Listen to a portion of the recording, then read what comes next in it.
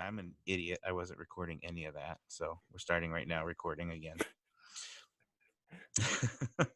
Oh, we're supposed to argue. Two.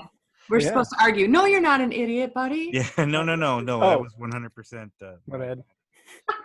But at least we had a great conversation just now about writing and Stephen King, and I could have done without all of the racism from Dan, but that's here. We're used to that by now. We did a recording from Sula's, the restaurant downtown, just before all this we went dark, and Mario was in the room with us. He didn't want to come on mic, but he was in the room, and he does not want any attention. No. But so we started goading him, like making fun of it, like he was looking stuff up on the phone and like live time, like fact checking us on stuff we were saying, or like looking up product. We were talking about bidets and stuff. Wow. And so he holds up the phone and Dan something. Why does that one have the weird vibrating attachment in your shopping cart, Mario? So we started bagging on him, and I'm like, boy, if only he'd get on the mic and defend himself, boy, this would be so. And he ended up actually coming and talking. What was it, a good hour almost? He was on with us. Let's chip in and get a billboard. That would have got him. Yeah, couple of bottles of wine, and it went off the rails. Yeah, that one. Nice. But anyway, so. Yeah, now that we're back on the clock. Ta-da! Improv. We wanted to touch on the last little bits of things about improv in life, and how you use that as a coaching tool. Is that correct? Yes. One of the things when I'm speaking, I will ask people, and you guys can answer, have you ever done improv? And if you have, you just raise your hand. Mm-hmm. And if you haven't, I'm not going to pick on you. So have you guys ever done improv? I have. So then I ask everybody. What's that, Dan? I was thinking if we did, it was like an exercise during the show practice or something, but nothing that stands out. And that's the general answer I get. Maybe somebody tried it in school. Maybe somebody tried it in a theater way as an exercise. Then I remind the audience, now raise your hand if any of this is accurate. Have you ever had a boss, a spouse, a kid, a parent? None of that, Dan? Okay, cool. Oh, okay. I'm trying to get it through the background. Yeah. Yes. So that is what I want to say when I speak is you have done improv, whether you had to answer your boss and think quickly on your feet, or you're in line at the store and your kid asks really loudly some inappropriate question. Or something like that. You have to think on your feet, especially to the kid. I need to answer him so he'll stop repeating it loudly. Mm-hmm. And I need to not offend anyone. I just want to get out of here and go cry in my car. But that's what doing improv is thinking quick on your feet. It doesn't mean you have a whole scene. When you're doing it as a performer, you want to establish who you are. You want to explain why you're in a scene. So if Gus and I join the stage, I establish who I am because I'm going to speak first, just in this scenario. And I might say, I'm walking my pink dog. Have you been here all day? That's his choice to become someone else. If he immediately says, your dog's not pink, bam, the scene just closed. He just roadblocked me. And that's what that yes and means in improv. Yes, you are walking your pink dog. Yes, I've been here all day, and did you want to buy an orange? Okay, so now I know he's selling fruit on the roadside or something. You're building the scene by just the things you're saying. And now we have to have our conflict. Why are we even talking? So that might come up. So that's where it's really fun to ask the audience. Give me a conflict. Give me a world issue that's not a serious headline. A common one used to be, the world ran out of toilet paper. And right now that makes me laugh because, whoa. But, maybe all the left shoes were stolen from school, the conflict we have to solve. So then we're going to figure it out. By listening and supporting each other, we build the conflict and also offer an out. And I'm going to tell you the people in my cast are my family. They're my chosen circle. And they're the ones I'm really close to. And I'm going to throw out Tracy Balzer as an example. She is one of my best friends, and she is the person I want to be on stage with. And we all say that about Tracy. She will have our backs. Mm-hmm. And if I get off the rail or I forget what I was going to say or something, she is right there to pick it back up and have us. She does not have to have the punchline. She's willing to set you up. That's huge. I want you to sit with that sentence. She will let me have that punchline, and then I for her, of course. But think about that in life. So you take improv and now you are stuck in your house. And let's say you have a wife or a partner or a kid.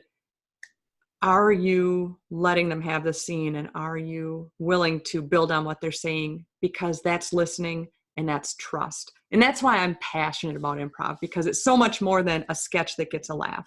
Sure. When you put that towards life, it's huge. It's all about listening and trust. That's super cool.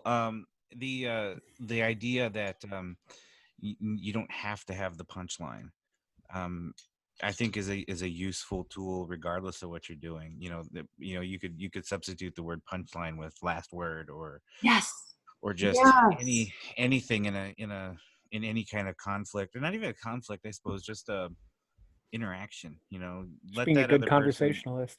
Yeah. Yes. Yeah, exactly. So if let that person have the moment. One thing I can't stand is when you're speaking with somebody and they have to one up every little thing you say. Yes. We all know that person, and if you don't know that person, it might be you. You probably are that person. They're yes ending, but it's yes, and I also did that, but it was so much better and 20 times funner. And boy, you don't even know what you're talking about because I did this. And it's, okay, we get it. You're the topper. I got a paper cut. Oh, really? Well, I broke my arm on break, and I had to set it myself using my stapler. So, and that goes back to, are you listening to hear, or are you listening to wait your turn to speak? Because don't do that. Are you listening to hear? So when the next time is that your coworker or somebody in your home is speaking, test yourself. Ask them a question after what they just said, and not in a condescending way, but yeah, when I went to the store, you wouldn't believe the line. Boom. Or would you say, what made it so frustrating, or something to say, I'm listening. And then notice how it feels when you are listened to or when you're cut off. How does that feel? I didn't catch any of that. I'm sorry. I was. You're not sorry. No, I completely. You got poop balled. Yeah. You are driving me to fake smoke. Yeah, I have a little bottle cap here. It's my fake doobie. So. This is just a recipe card that I've colored, and I use it on most of my Zoom calls. By the time I join them, just like this. Some of the best pantomime smoking I've ever seen was on the show Comedians in Cars Getting with Coffee. When Kate McKinnon was on with Jerry Seinfeld. And she was sitting there, and she rolled up a little piece of paper, and she's talking about and the way she's doing it was so perfect. That's so great. And then she was talking, and to my knowledge, I don't know if she really smokes, although I've seen her, light cigarettes on some of the sketches on SNL. But God, some of the best, and then another good one, Stephen Colbert does a really good. On the same show, he took a spoon and pretended it was a pipe, and you could see the pipe in his hand, but it was just a spoon. He's one of those. He's a genius, I think. But but the way he's sitting there and like he's packing it, and makes you more thoughtful because you can think as you blow out. Yeah, I do take a lot of smoke breaks at work. I don't. Meaning, if I did smoke, I would get a lot of breaks. So I want those breaks. I just go out and just go sing and dance in the parking lot. I had a guy that worked for me in the Navy that was like that. He's like, I'm gonna go out and take a break. I'm like, no, you're gonna sit here and work. He's like, well, look, no disrespect, but these smokers go out twice an hour. Yep. Why can't I go walk outside for 5 minutes? No kidding. And I was like, fair point. Have it. Go for it. Have fun. Don't take too long. Just because I'm not killing myself doesn't mean I don't need a break. Exactly. I think that should become just a normal part of everybody's day. Have like just a mental health moment that you can. Yeah, well, it should be, and we all know it. But I mean, there's apps you can put on your phone to remind you. But then you're going to open up your app and go, "I'm supposed to relax." Oh, I have Facebook notifications. No. So when we talked before we were recording, we talked about improv for problem solving, and I Mhm. wanted to see if you guys wanted to help me problem solve. This is something I was talking about with a friend of mine today.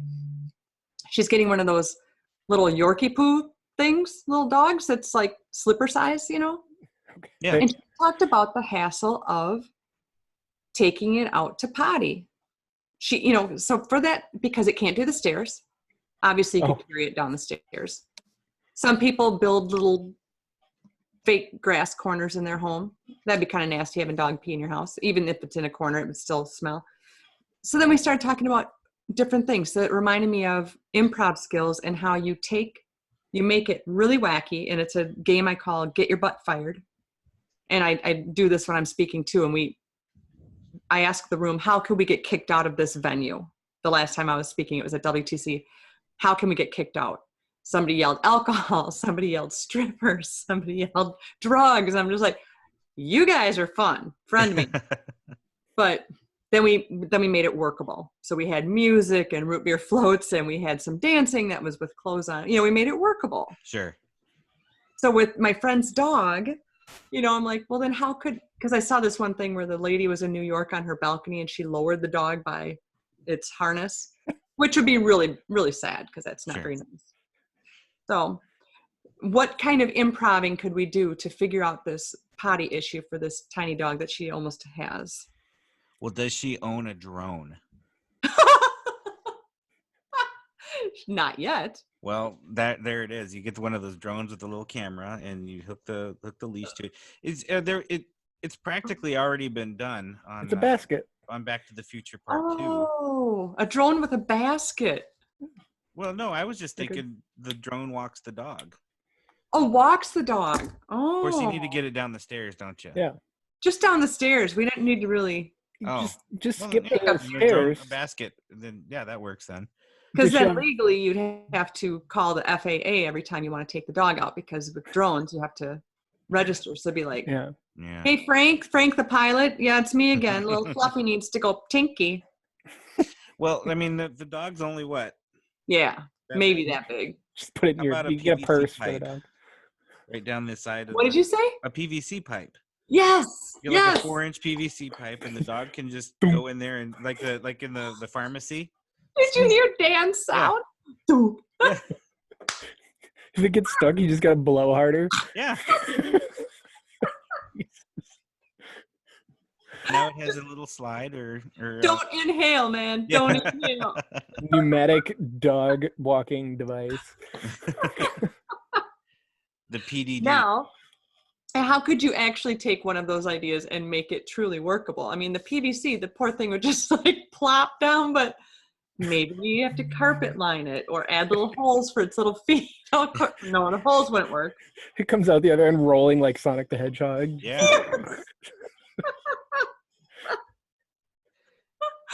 Oh my gosh. So I had a dog that had a similar issue because we were on the 6th floor and it was winter and who wants to go outside?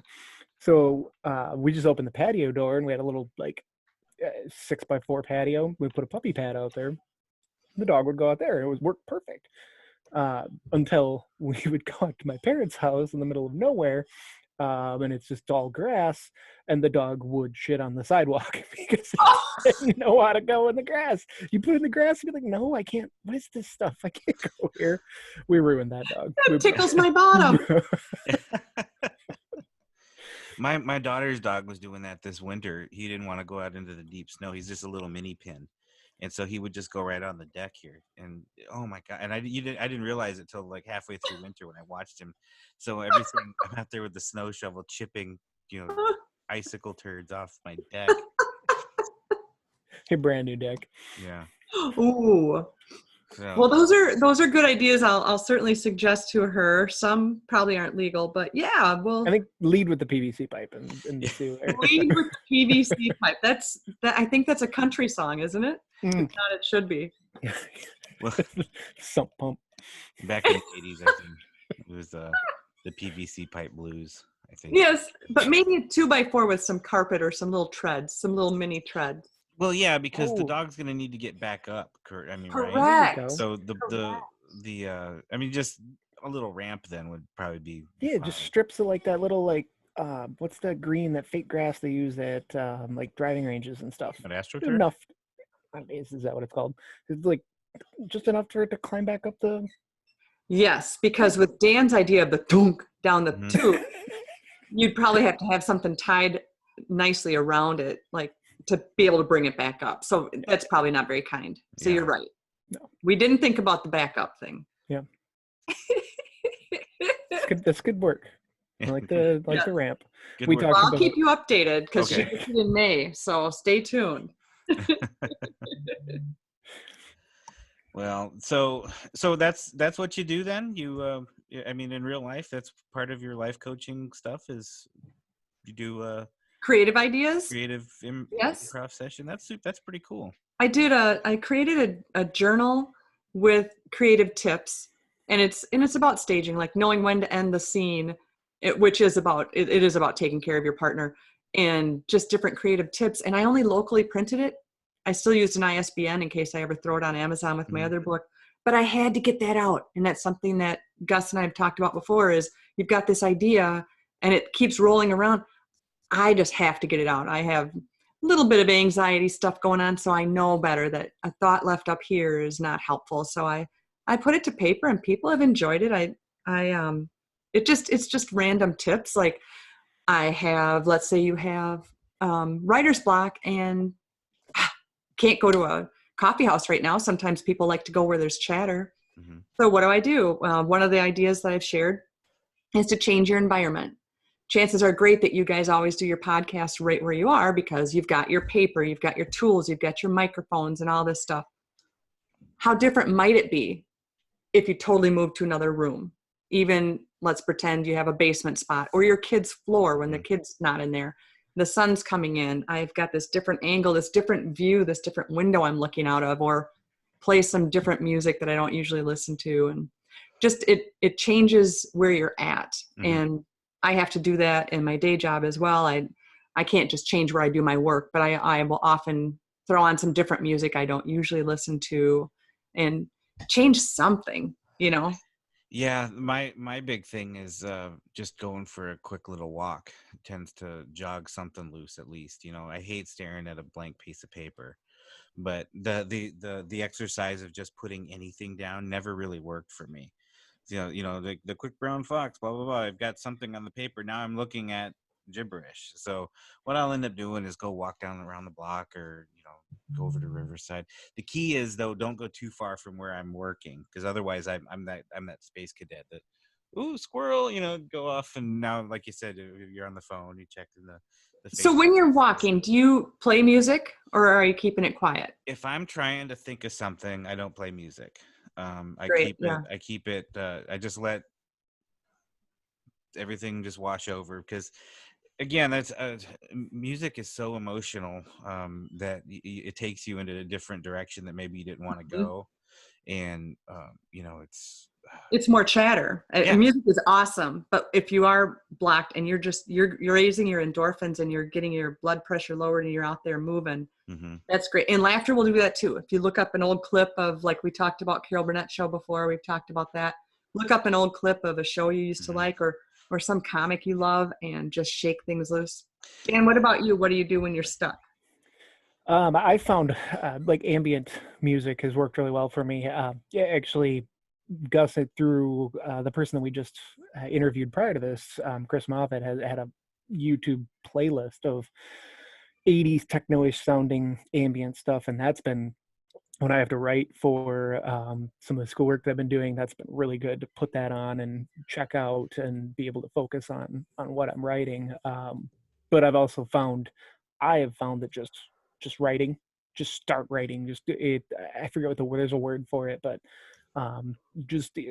if you're on the topic, start on the topic, but don't stop no matter where it takes you.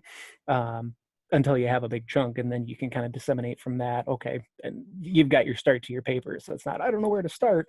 Just start typing, and that's how I do if I have to write for that particular thing when I'm stuck. That's called My freeform, maybe freeform. Yeah, that Like sounds that? yeah. So The association maybe. You know, I could look it up, but I'm lazy. I do like background noise from time to time. Like when I'm writing, I can't have like I love hip hop and rap music, but I can't write because it's so dense with words. Yeah, words. That it just jumbles in my head. And the same, but like instrumental music, or sometimes I'll just put on that YouTube channel. It's like 10 hours of just the sound of the warp drive on the Enterprise. Yeah. Oh, wow. That's the greatest. It's just for 10 hours. I can't take noises like that. There is a name for this as well. Like I can't stand chewing noises. This is going to bite me because you're both going to do it as soon as I say it. I can't stand pen clicking. Oh, I can't stand unscrewing the cap of a soda to take a drink to screw it back on. Sorry. That stuff is annoying. So the chewing thing I completely get. Oof. I think I got that from my father. I don't know if it's genetic or is it nature or nurture. There is a word for that though. He's made me self-conscious about my chewing when I'm around him. It's that well, and I try because I know it's a me thing. It's not a you thing. So I'll be sitting and my son's a really loud chewer, or like when he drinks, you hear that sound when you drink, and it drives me insane. So like if we're having family dinner, I have to have some music on in the background or something to kind of mask out, because I can't. It's a nails on the chalkboard. Just that sound. Yep. My son has to have music on too. So unfortunately, he inherited that from me, which is my father's fault. So whatever.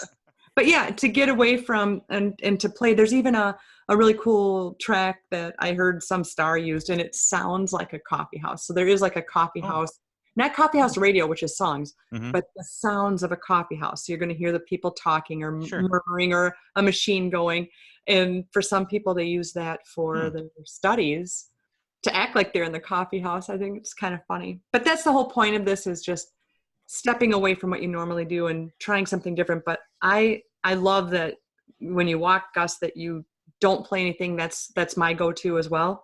And then driving without anything on, it's amazing the thoughts that might pop into your head, which otherwise, if you don't, that's going to happen when you try and go to sleep.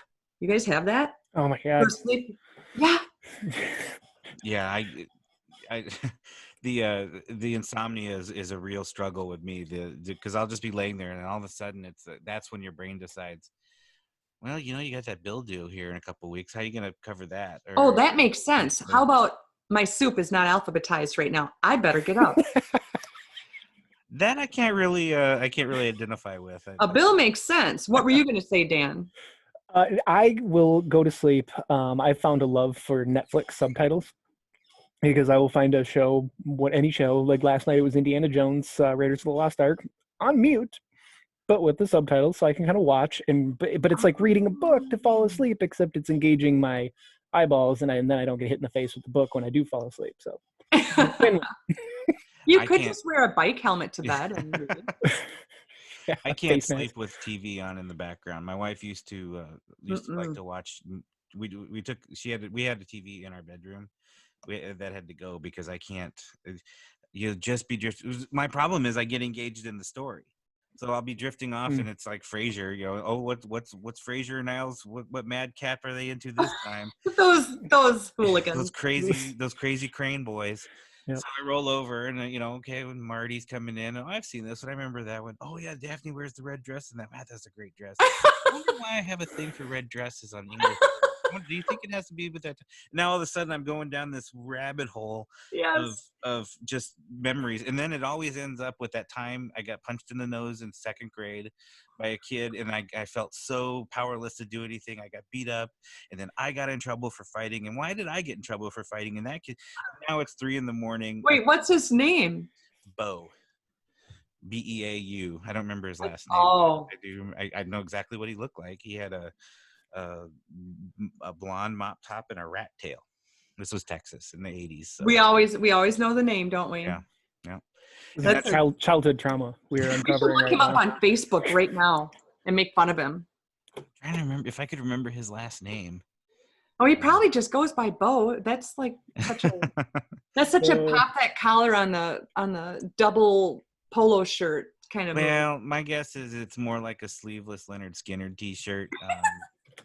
On But like some El Camino website, probably yes. elcaminoenthusiast.com. It's probably Quick, buy that. Buy Yeah. that. Buy that domain. He wasn't a golfer, was he? No. No. There's a lot of Bo hostlers popping up when I typed Bo, Texas, 42 years old. Temple, Texas. Try Temple, Texas. Ooh, okay. All right. Temple, Texas. Football. There's a guy with a goatee. That's I'm gotta sorry. be him. I just Guys did with the goatees. thing. Noted, Gus. Noted. I know. God dang You know, the did you try the search to add punched Gus right in the nose it. like a chump? This kid, when we were in second grade, he brought a gun to school. Oh, he's that guy. But it was, this was like in 84. So When we didn't know that was a really horrible thing. Yeah, school shootings weren't like a deal. It was just he brought the gun to show you. show everybody that it was a little pistol. Look and at I that. remember, like, a teacher saw him with it. He was in line, and he pulls this gun out. He's like, "Look what I brought!" And the teacher was like, "You can't have that. Give me that, and I'll give it back to you at the end of the day." That was a thing. That's the way it was. You rascals. You go home with that. Firearms.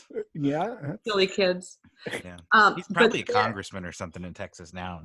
I think about it. In his Leonard Skinner t-shirt. Yeah. Started early. So I kind of side railed you asking his name because we always remember the name, but I was going to say, so yes, what my therapist said is when you are in bed is for sleeping or sex. Yeah. Not TV. So sleeping. Well, I mean, you could say that about any room, really. I mean, it's for this or sex. Yes, you're right. Gosh. Yes, so that's what it's supposed to be. We're not supposed to be watching TV and So, meaning if you keep pondering the bills and that brat kid, then you got to get up and go read, go whatever. I did quite a bit of therapy type stuff when I was in the military. I had a little bit of a nervous breakdown at one point in my life, and that was my I had to take a lot of stress and management because I was taking on too much responsibilities. I was so worried about advancement, and we were at war, and there was just a lot of. I was starting to twist that rubber band. So the sleep was a big problem. I remember that for okay, if you're just sitting there spinning your gears, get up and go, take a walk around the living room, or I get a rubber band and I'll snap a rubber band onto my wrist to kind of get that pain, snap you out of it a little bit. Versus it's kind of the idea that that cutters do. Yes. Doing the cutting. It's just the way your body can snap out of one of those stress or those like panic spirals. Yeah. Either eating, screwing, or pain, and so it's one of those things generally will get you out of it. Wow. Depending on your taste, you could do all three. I suppose that's got my cinnamon toast crunch over here. Well, didn't George did that in Seinfeld? Did he? He was trying to combine all three of his. It was food, television, and sex. So at one point he's having sex watching TV, and then he like reaches out and he pulls like a giant hoagie underneath. Oh my god! And then she gets all pissed off. Yeah. So. Oh. Now we're all thinking about what sandwich we're going to take to bed tonight. Oh, I know. Probably a gyro. A gyro. Yeah. Yeah, there you go. I just got another. We've got only 10 minutes left this time. So okay. Well, tell me, you guys. It's Humor Month. April is Humor Month, and so tell me any pranks or dares you've ever done or been the victim of. If I can just grab your last 10 minutes asking that. Okay. Dan, do you have any come to mind? No, the oldest took April Fools to the max one year, but it was just like a bunch of little stuff. I don't really remember what it was. Oh, yeah. Well, she did the ice water over the shower thing, and that was rage inducing. But I'm not a morning person. I'm alive. Yeah. Mine was back. I had dropped out of art school, and I was back here in Wisconsin. And my best friend Travis went to Winona State, and we used to love going to movies every weekend. But my big problem was we would party every Friday night and go see movies on Saturday, but he would sleep until 2 o'clock in the afternoon if you let him. And I've always been a morning person, so I woke up probably 7 a.m. after getting up at bar time or coming home at bar time, and I went through his house and changed all the clocks to read 12:30, like noon 30. Went in, he wore a wristwatch. I changed his wristwatch, all of that. And then I Wow. come running in because we were going to go see a movie at 1 o'clock. I shake him, like, dude, it's almost 1. We got to go. And he jumps out of bed, throws some clothes on. And he's like, how can it, God, okay, come on. So then we get in the car and we start driving. And that's the one I forgot was the car clock. But we were already awake at that point. So we went to Hardee's and got some breakfast. And he was. And what time was it really? Oh, it was like 8 a.m. Oh, Yeah. Awful. Yeah, he wasn't happy at all. I would have found a way to go home and go back to bed. I mean, it would have been yeah. Well, but he was a lot like me. He still is. Once you're awake, you're awake. Yes. I can't. I'm not a snooze button person, anything like that. So. No. I How about you, used Lisa? to, it's a constant, and I work around police officers, so I'm warmed by my husband. You need to just back off a little bit. I go, hey, if it's my time, it's my time. So the most recent one was just in January, and it wasn't anything pre-planned. It's just that one of the officers was finishing a conversation down the hall in City Hall, and he was coming back around the corner. I you know how it is. Somebody's about to come down the hall because you can hear him finishing a conversation. Yeah. I had papers in my hand, and he's like 6'3", fully in his, I call him their little outfit. It seems like they don't like that, but he's in his uniform, full of gear, and knowing how tall he is, I reached way up with my paper as he came around the corner, and I just went like that, and he came up like this, and he's like a redwood tree, man, and he is huge. You want him on your side, let me tell you. You don't want this in your face. So he froze before he hit my face, but I was now trapped between his arm and the wall, and he kept walking, and before he actually set his arm down in slow motion, because in his mind he was like, didn't kill the assistant. That's a pretty good pay. I slid down and fell directly on my tailbone and messed myself up. I mean, I actually cried, but not in front of anyone. So, yeah, I broke my ass for a joke. Gosh. But it's like I say, if it's my time, it's my time. What a way to go. It's a better story than being like hit in the Walmart parking lot, right? Yeah, Right. Yeah, I mean, we can say she busted her ass till the end. Oh, you beat me to it. God dang it. I was waiting for a way to. I didn't want to interrupt though, Dan. Oh, damn. Just gonna jump. You can't let anything go by. Man. That was good. That was Looks like Mother Nature's taking April joke month to the max here today. It's looking I don't know pretty bad out there. If you can see this, will this show up? Oh God, my whole face went away. No, it's just complete snow. Yeah. It's fine here, but like 10 miles to the north, it's terrible. not in La Crescent this moment. Yeah, we're just raining here right now. So. Well, cool. Well- Yeah, I pranked my kids their whole lives. And when they were younger and I could change their socks when they were sleeping or paint their nails or it was never. My mom used to do jigsaw puzzles all the time. And she would buy like the big 5,000 piecers, the huge ones. And like right when she would start it, I would go and steal one piece. Dang. And then just let it, because it would take her a couple weeks to do those. And just do a little at a time. And I remember she would get to the end and you would hear, where is it? So she's searching all over and I was just giggling. So like, I got it right here. And then I'd go in and snap it in. Wow. Yeah. Pretty Jeez. That says a lot about you, man. Mm-hmm. Yeah. It's also before the days before they could take the Wi-Fi away from us. Yeah. Well, unfortunately, it was in the days where they could then, hit you with a belt. So That is the facts. That is the facts. So we learned about pleasure and pain those days. Hey, you came back around to the same topic. Yeah, and a sandwich. exactly. Look at that. You go ahead and give me the belt, Mom, because I've got your puzzle piece and a hoagie. Sandwich. That got uncomfortable. I No. didn't mean the third. Ooh. Well, all right. Well, we got about 4 minutes left, so I think we did a lot of good here. What do you think? Yeah. I think it's been great. I think everybody should find the fun and the affordable fun Yeah. and spread the laughs because we're still connected this way. I think that's awesome. And find ways to be kind. There's been a lot of good kindness going on in the community. I hope we can keep that up Exactly. as things progress and we all get better here. But as all just like we always say on this thing, just find a way to make somebody else's life a little bit better, and hopefully we'll get through it.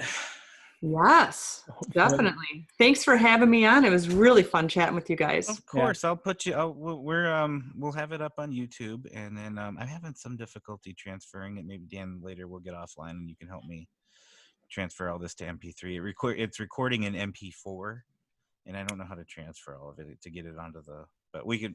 That's neither here nor there. We'll figure it out. Yeah. So, but Lisa, thanks so much for doing this. This is awesome. Maybe we could do this again sometime. I would love to. Maybe I'll email you my raunchy Old Testament romp and see what you think. Wow. Yeah. No better offer has come to me today. So yes. Hey, Sexting in novella form. Yeah. On that note, it's been a really great time, and like I said, making do with what we can in the time of coronavirus. I think this is great. Yeah, simple and less busy, and simple pleasures are the way to go. So thank you both very much. Thanks for the laughs. Thank you. Take care. We'll see you around. Peace. Bye.